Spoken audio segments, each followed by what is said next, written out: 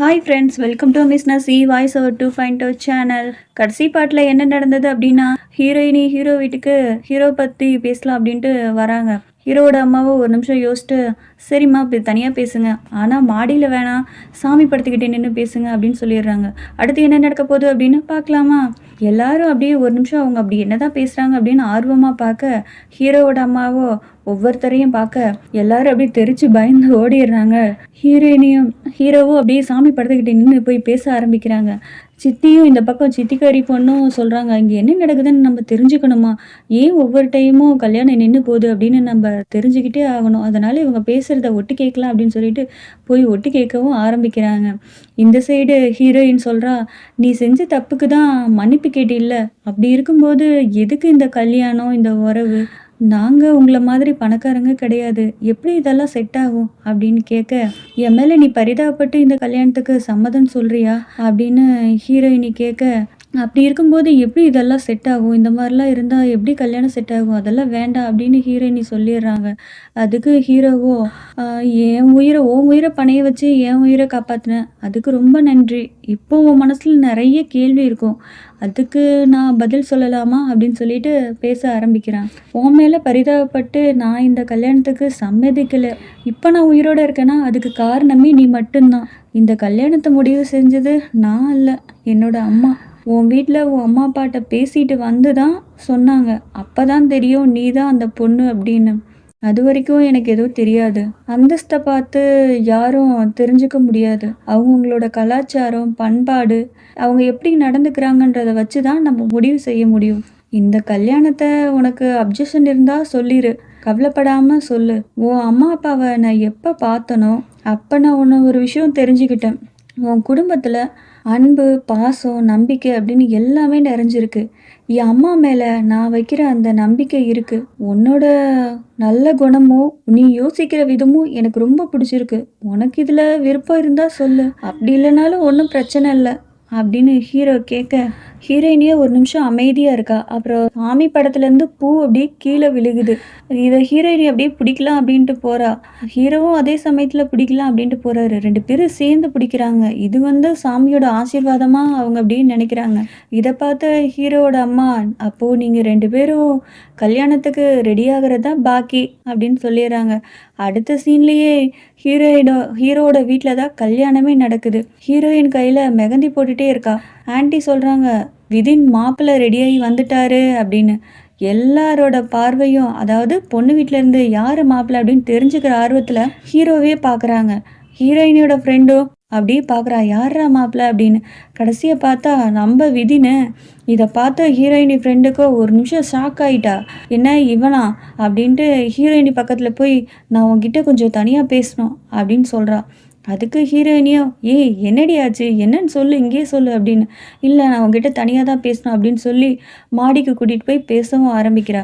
நான் ஒன்று சொல்லுவேன் விதி, நீ ஏதோ கோச்சிக்கக்கூடாது, தப்பாக எடுத்துக்கூடாது, தயவு செஞ்சு இந்த கல்யாணத்தை நிறுத்திடு அப்படின்னு. அதுக்கு ஹீரோயினியோ, ஏய் என்னடி சொல்கிற, எனக்கு ஒன்றுமே புரியல, கொஞ்சம் புரியிற மாதிரி தெளிவாக சொல்லு அப்படின்னு. அதுக்கு ஃப்ரெண்டும், உனக்கு நான் சொல்கிறது கொஞ்சம் விசித்திரமாக தான் இருக்கும், ஆனால் நான் சொல்கிறத கேள, நான் சொல்கிறத கொஞ்சம் புரிஞ்சுக்கிறதுக்கு முயற்சி பண்ணேன் அப்படின்னு இந்த சைடு இவங்க பேசிகிட்டு இருக்கும்போது சித்திக்காரியோ இவங்க ரெண்டு பேரும் பேசிகிட்டு இருக்கதை ஒளிஞ்சிருந்து அப்படியே ஒட்டு கேட்கவும் ஆரம்பிக்கிறா. ஒரு நிமிஷம் விதின் அப்படின்னு சொல்ல வரா. உடனே ஹீரோ அந்த இடத்துக்கு எப்படி வந்தானே தெரில, டக்குன்னு வந்து நிற்கிறான். இதை பார்த்த ஃப்ரெண்டுக்காரியோ முகத்தை அந்த சைடு திருப்பிக்கிறா. விதி உன்னை கீழே கூப்பிட்றாங்க அப்படின்னு சொல்கிறான். அதுக்கு ஹீரோயினியும் ஒரு நிமிஷம் ஹீரோயினியோட ஃப்ரெண்டை பார்த்துட்டு, சரி நான் போகிறேன் அப்படின்னு சொல்லிட்டு ஹீரோயினி சொல்லிட்டு போயிடுறாங்க. ஏற்கனவே இவன் முகத்தை பார்த்தாலே ஹீரோயினி ஃப்ரெண்டுக்கு அப்படி பயம் அப்படி வரும். இப்போ தனியாக வேற விட்டுட்டு போகிறாளா, அவன் முகத்தில் அப்படியே ஆடலை, அப்படி பயப்படுறா. அடுத்த சீனில் ஹீரோவோட அம்மா பாட்டியை அறிமுகப்படுத்துகிறாங்க ஹீரோயினிக்கு. பாட்டியோ அவங்க கழுத்தில் போட்டிருந்த காஸ்ட்லியான ஒரு செயினை ஹீரோயின் கழுத்தில் போட்டு விடுறாங்க. இதை பார்த்த சித்திக்காரியோட பொண்ணும், எதுக்கு இந்த பாட்டி இந்த மாதிரி தேவையில்லாமல் அவ்வளோ காஸ்ட்லியான செயினை கொண்டு போய் அதுவும் பட்டிக்காடு அவ கழுத்துல போட்டு விடுறாங்க. போற போக்க நடக்கிறதெல்லாம் பார்த்தா எனக்கு ஒண்ணுமே புரியல. அவ கடைசியில வீட்டுக்குள்ள அவ கையில எல்லாமே அவ கையில போய் நம்மள அப்படியே நடுத்தெருவுல விட்டுருவாளோ, வீட்டை விட்டு துரத்திருவாளோன்ற மாதிரி எனக்கு தோணுது அப்படின்னு. அதுக்கு சித்திக்காரியோ, ஏய் மெதுவா பேசு, என்ன பேச்சு பேசுற நீ? அக்கா காதுல விழுந்தா அவ்வளோதான். அப்ப போறோமோ இல்லையோ இப்பவே நம்மள தாட்டி விட்டுருவாங்க அப்படின்னு சொல்றாங்க.